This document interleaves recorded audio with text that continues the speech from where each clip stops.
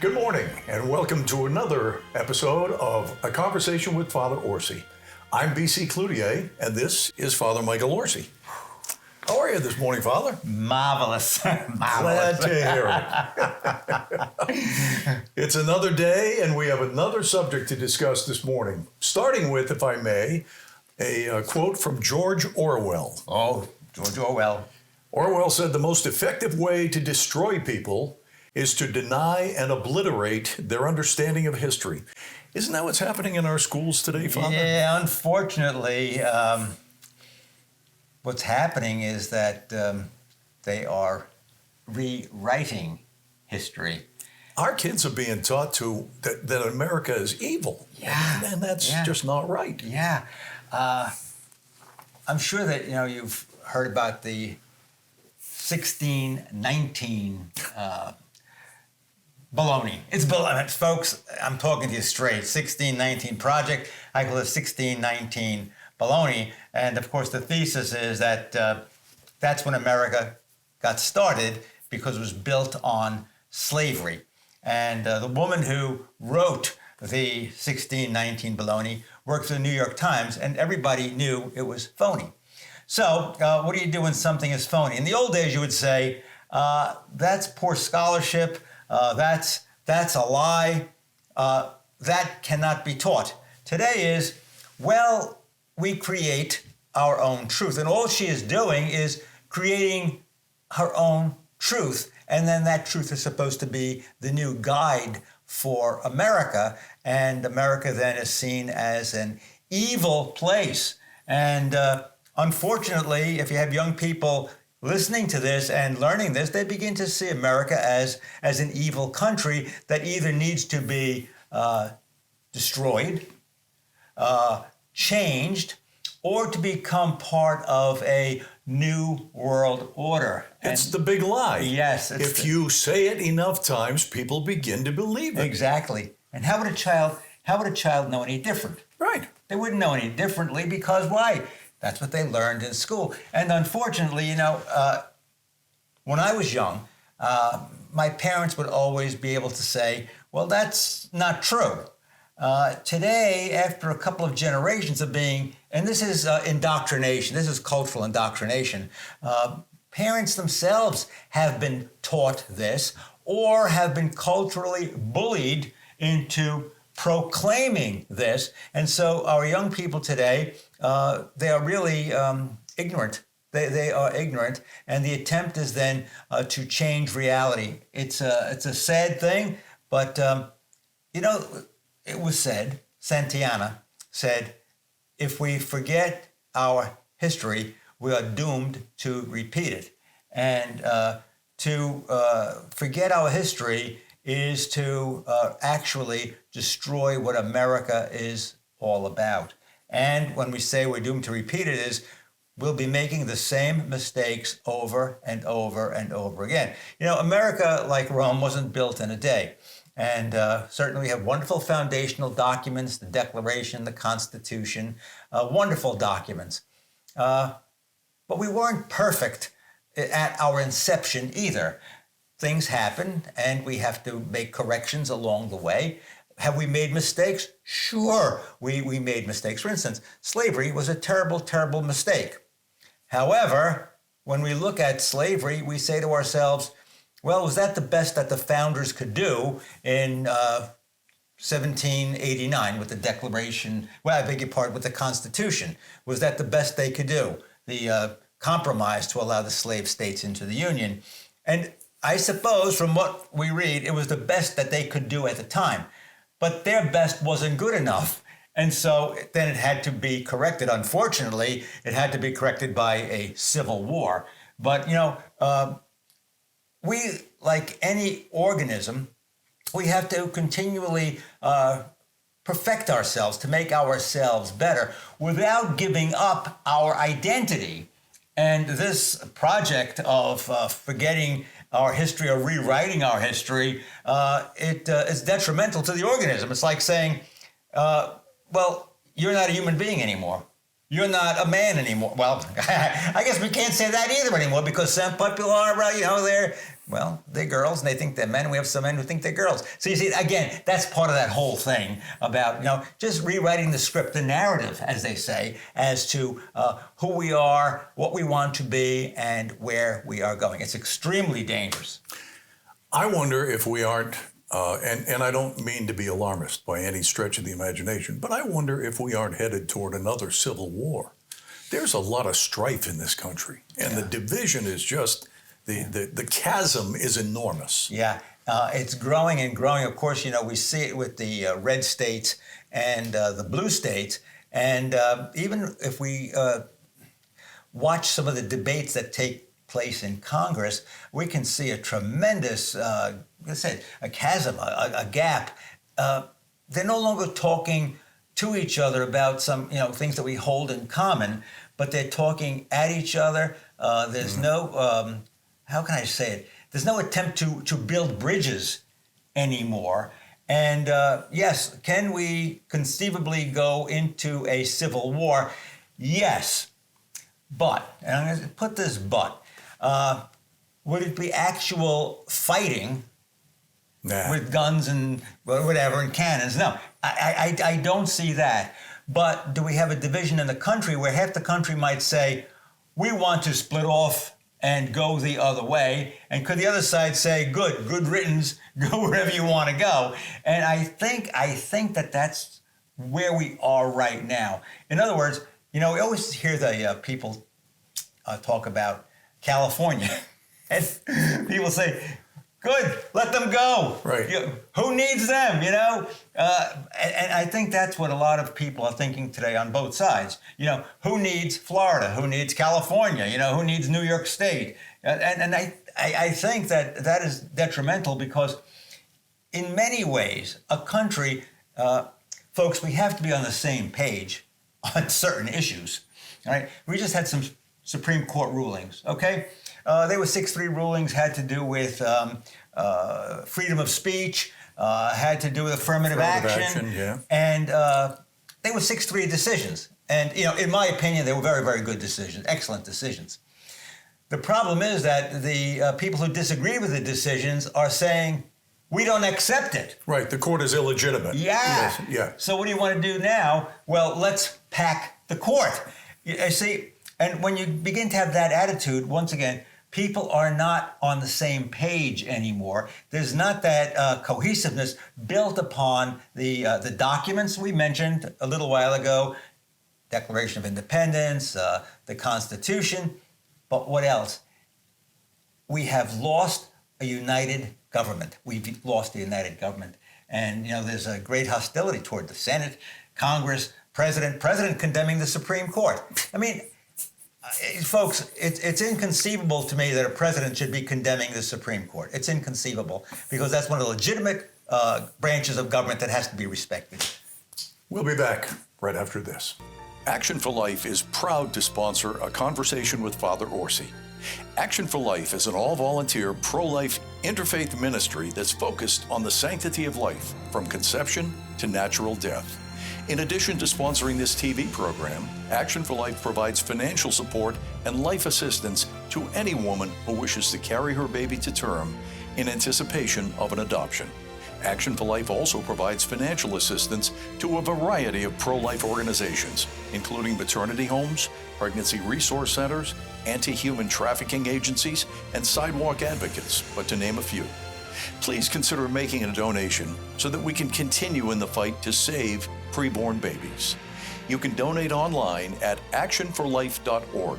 Thank you and God bless.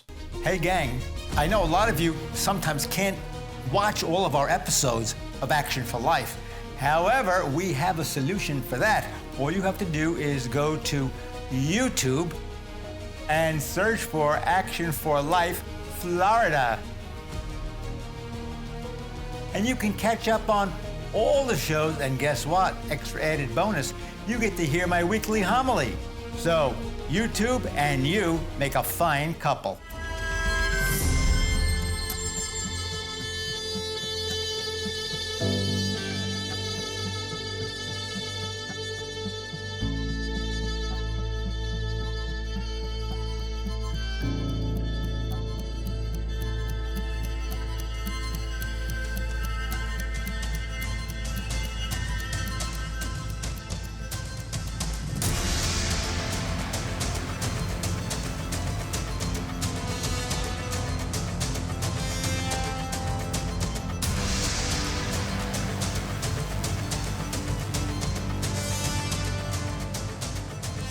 can imagine, producing this wonderful program, Action for Life, it costs a great deal of money. We're going to need your help. So if you would like to donate to keep this good news program on the air, please go to your computer, your cell phone, actionforlife.net.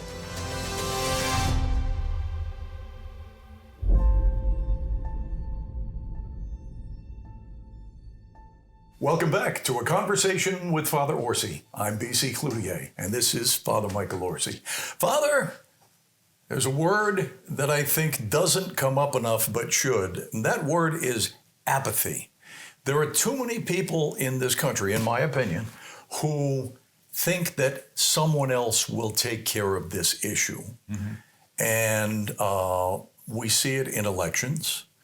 We see it in certainly school board elections, mm-hmm. But I guess across the board, from presidential elections on down, so many people don't even bother to exercise their right to vote. Right. There's so much apathy in this country. Yeah, apathy is it's a terrible thing. It means basically I don't care, and it means that let somebody else worry about it. Let somebody else do it. And in a government like ours, we live in a republic, a democracy. Everybody has a role to play, and it means that your opinion is valued and your opinion should be heard. But it also means that you have an obligation to participate in the government. And of course, participation means a four-letter word. Work! It's work to participate in the government. And it goes on to the lowest level. You talk about a school board. People say, "Oh, I send my kids to school, and they teach them. Let them worry about them, and I don't have to worry about that. I have enough things to worry about." Well, school boards are very important, as we've seen in the past couple of years. Right. I mean, you start with the school board. And you think about the future of the country. You have young people learning certain things. We talked earlier about the 1619 project. If the school board doesn't say, wait a minute, that's not part of our curriculum, and children learn that, you see how dangerous that is, sure. Right? So, when you talk about apathy, it goes all the way up through government. The whole idea, let them take care of me. And taking care of me and my family, I give them my freedom. And eventually what happens, folks, in those situations is that you lose your freedom. You might not even realize it for a long time. And you have then the socialist state, you have the communist state, the nanny state that takes care of you. You lose your freedom, you lose your dignity, and you lose your rights. And so apathy is not acceptable for anyone, but it's especially not acceptable for an American. We wouldn't be here today if in 1776, prior to 1776, that we had people that said, no, we're going to take an active role in shaping our own lives. And they decided we have to rise up against Great Britain because they are denying us our rights as citizens of the British Empire. And we split off and we take responsibility for ourselves. Aren't we seeing today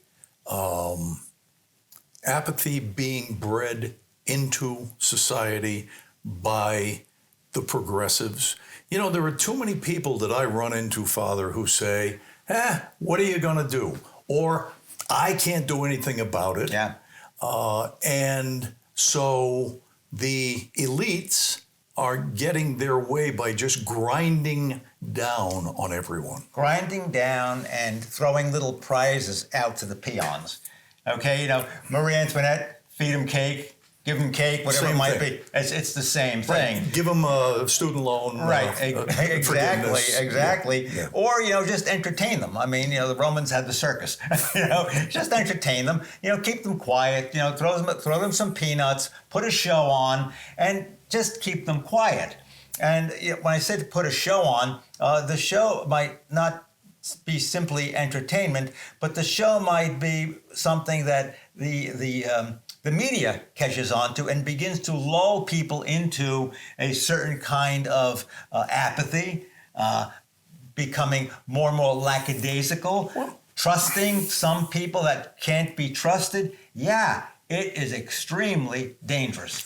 We have all kinds of shows going on in Washington, hearing for this, hearing for that, but nothing ever happens. No. It's all kabuki theater, in my opinion. Yeah. Well, I've been the last couple of months, I mean, I've just been so disappointed at some of the kabuki theater in Washington.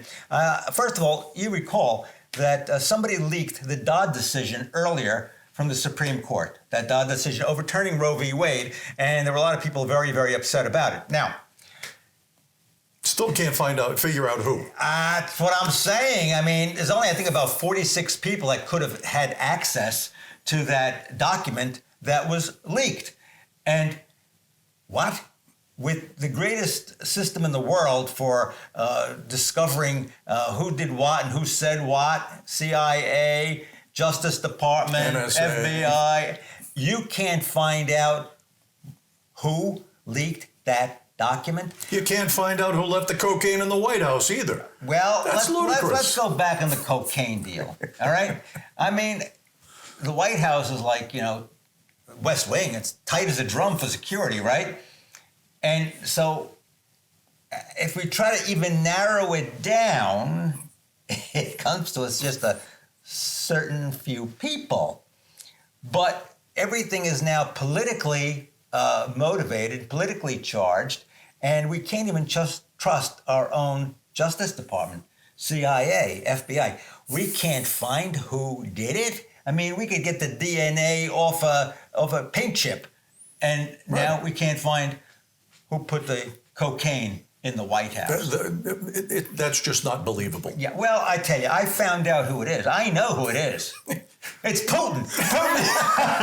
He did it. He did it. Blame it on Putin. I blame it on Putin, yeah. On that note, we'll be back right after this.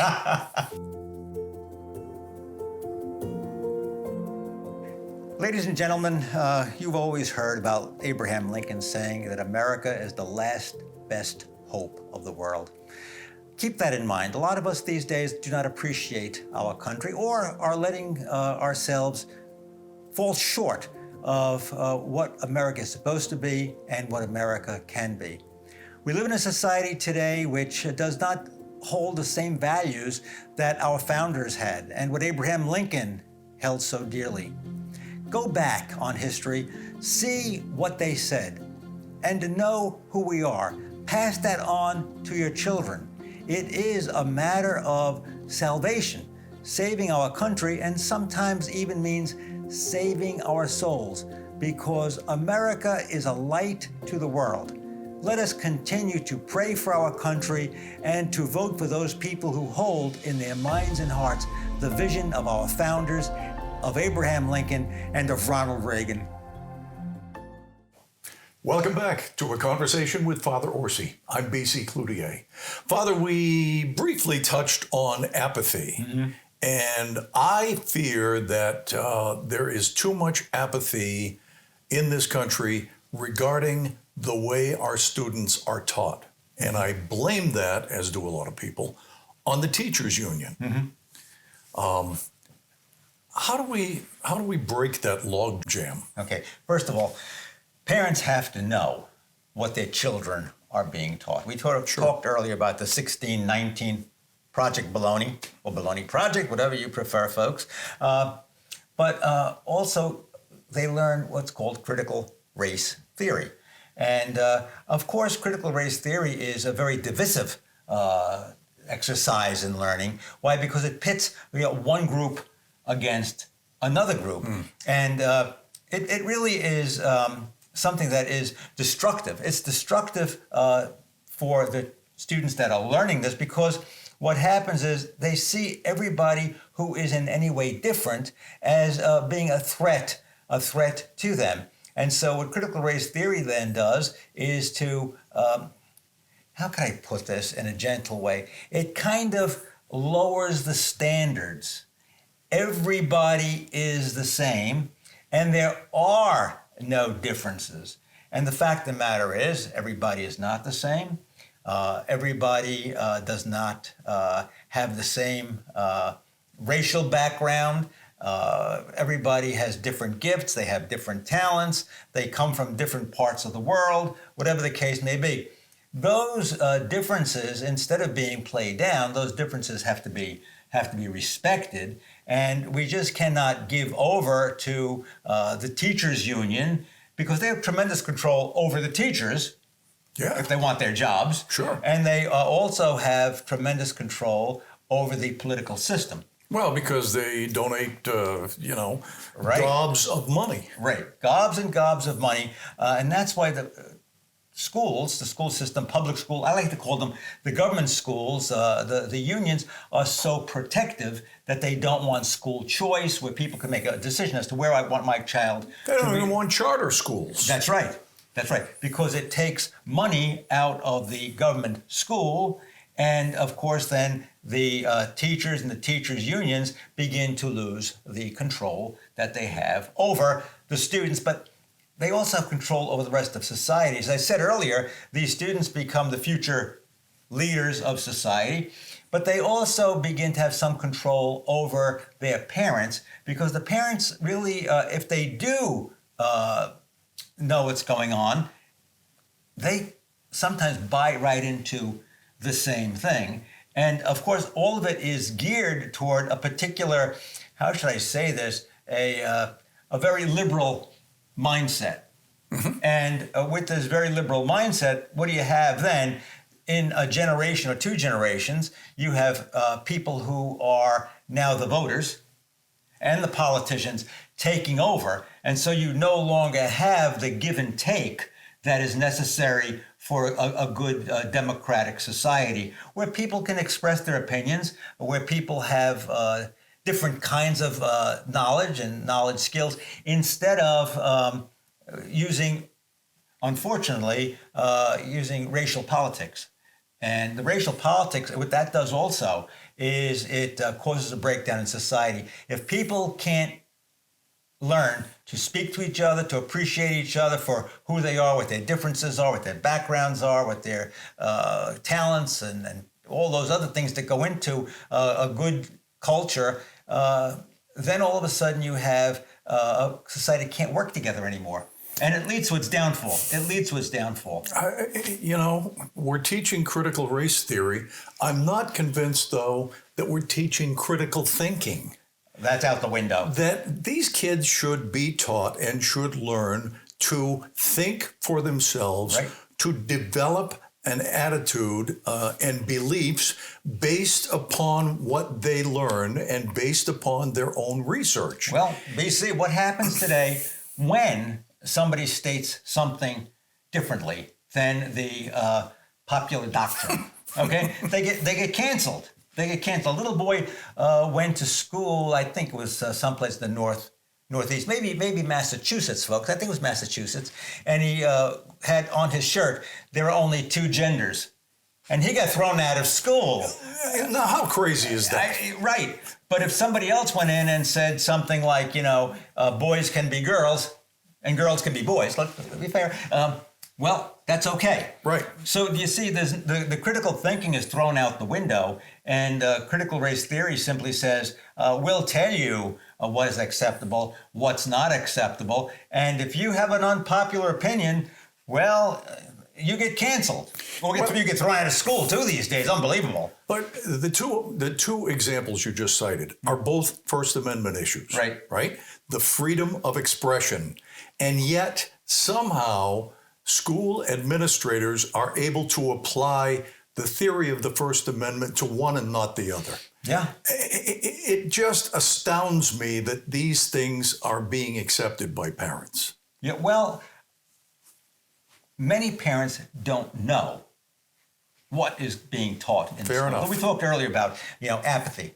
Well, a lot of parents are apathetic, but that's why it's the job of the parent to find out what's going on in the school. And only a parent that has a problem, they say, hey, your kid's thrown out of school because he's not politically correct, that parent is going to find out about Right. what's going on. And probably my guess is that the kid that, says there are only two genders, his parents believe the same way he does. And perhaps he was encouraged by the home to say, hey, make a statement and we'll back you up. We'll be back. Hi, I'm BC Cloutier. Perhaps you're not able to watch A Conversation with Father Orsi weekly in this time slot. If not, I've got some great news for you. You can visit actionforlife.org and click on A Conversation with Father Orsi. Each one of these episodes is on the website. Again, actionforlife.org, and click on A Conversation with Father Orsi. Thank you, and God bless.